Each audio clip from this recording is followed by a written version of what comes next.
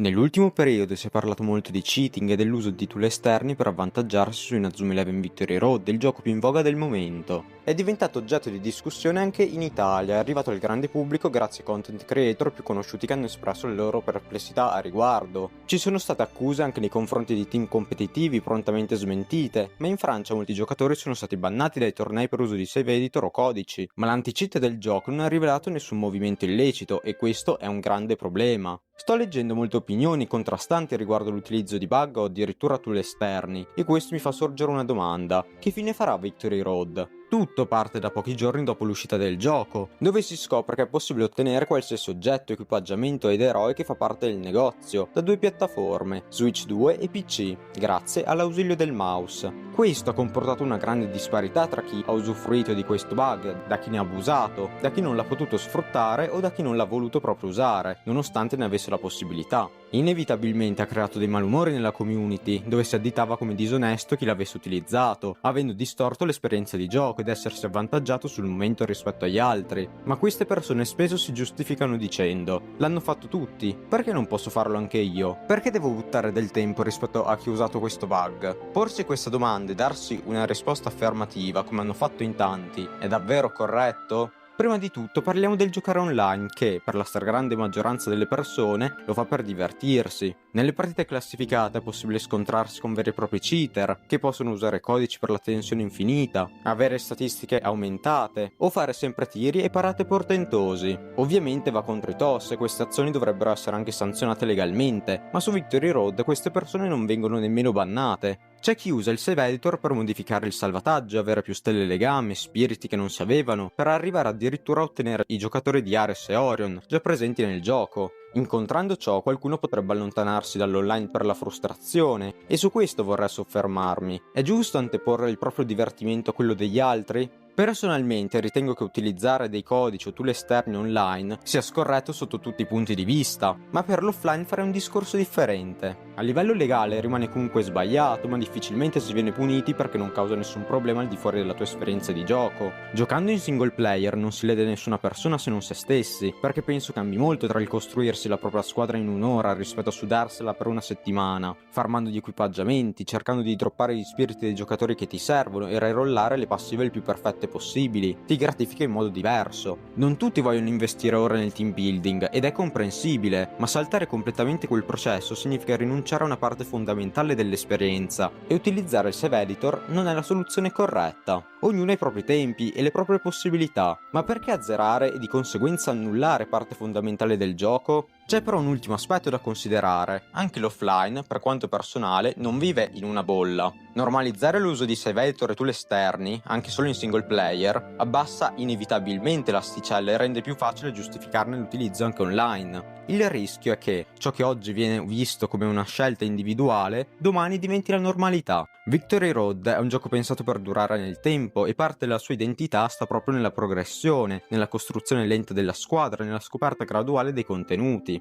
Saltare tutto questo non rende il gioco migliore o più accessibile, ma semplicemente più corto e vuoto. Se tutto questo vale per l'offline, nel competitivo le conseguenze sono ancora più gravi. Difficilmente si incontrano cheater in tornei organizzati dalla community, ma è molto probabile trovare chi modifica manualmente le passive dei propri giocatori, anche non rendendosi conto che alcuni certe passive non possono proprio averle, quindi crea un personaggio totalmente illegale. E qui vorrei collegarmi al bug dello shop. Molte persone si sono giustificate dicendo che abusare di un bug sia molto diverso dall'usare un tool esterno, ma mi sembra che sia soltanto un modo per distogliere l'attenzione su un grande problema: la community. Ci sono persone che hanno promosso facendo video su video questi bug che, ancora una volta, rovinano l'esperienza di gioco sia per te che per gli altri. Nascondersi dietro alla retorica del "l'hanno fatto tutti, devo farlo anch'io per non restare indietro", oppure "è un difetto del gioco, perché non posso sfruttarlo", non giustifica un comportamento, almeno moralmente, sbagliato, perché si sta sfruttando un errore, qualcosa di non inteso dagli sviluppatori. Vorrei che ci si fermasse davvero a pensare che la colpa non sia solo di Level 5 perché ha permesso questo bug, ma anche di chi l'ha usato.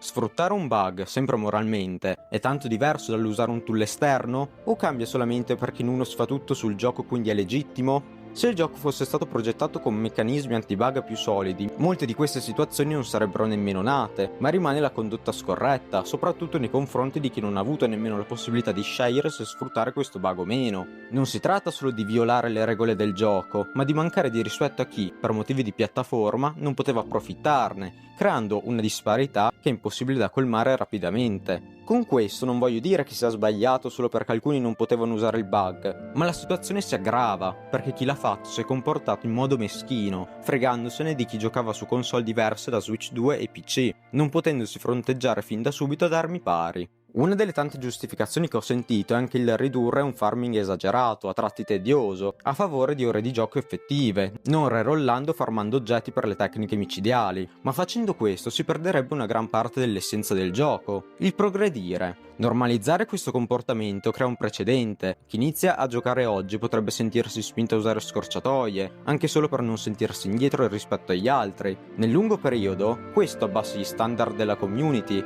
perché le scorciatoie diventano la norma anziché l'eccezione. La conseguenza è che nuovi giocatori o chi vuole un'esperienza più genuina si trovano a competere in un ambiente tossico, dove il merito e il tempo speso per costruire la propria squadra contano sempre meno. Un altro aspetto preoccupante riguarda i content creator stessi. Alcuni streamer e creator hanno iniziato a monetizzare il fenomeno dei bug e dei save editor, creando un vero e proprio mercato attorno al gioco. Ci sono casi in cui vengono richiesti abbonamenti per lobby private, dove chi paga può affrontare partite con giocatori di Ares e Orion, garantendo così la possibilità di droppare questi personaggi rari senza alcuno sforzo. Altri si fanno pagare direttamente per fornire salvataggi modificati o per aiutare altri giocatori a ottenere vantaggi tramite tool esterni. E per rispondere alla domanda di inizio video, che fine farà Victory Road? Di questo passo, se a ogni aggiornamento si scopre un bug o si inizia a usare il save editor per semplificarsi la vita, quanto resta davvero a questo gioco? Le persone interessate a giocare competitivamente sono una nicchia di un brand piuttosto piccolo e non bastano per far sopravvivere l'online. Level 5 dovrà metterci molto del suo per tenerlo il più vivo possibile e continuare a stimolare i giocatori con nuove sfide, ma serve anche un cambiamento radicale da parte del fandom, che non deve abbassarsi a usare tool per velocizzare un processo che rischia di venire svuotato della sua essenza.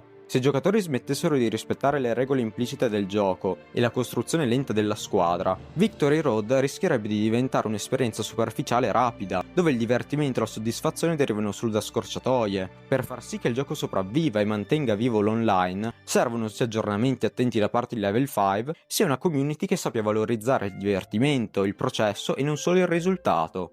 Inazuma Eleven Victory Road è un gioco che i fan aspettavano da quasi 10 anni. Per molti non è solo un videogioco, è il ritorno di un mondo che ha segnato l'infanzia, la possibilità di ritrovare amici, storie, sfide attese da tanto tempo. Vederlo rischiare di diventare un'esperienza superficiale e disomogenea a causa dell'uso indiscriminato di bug e save editor fa davvero male. Inazuma Eleven è, prima di tutto, una community e vedere che ognuno pensi solo al proprio orticello è abbastanza triste. La speranza è che la community stessa riesca a ritrovare senso di responsabilità e fair play per permettere a Victory Road davvero di diventare quello che i fan aspettavano, un'esperienza duratura, gratificante e condivisa da tutti.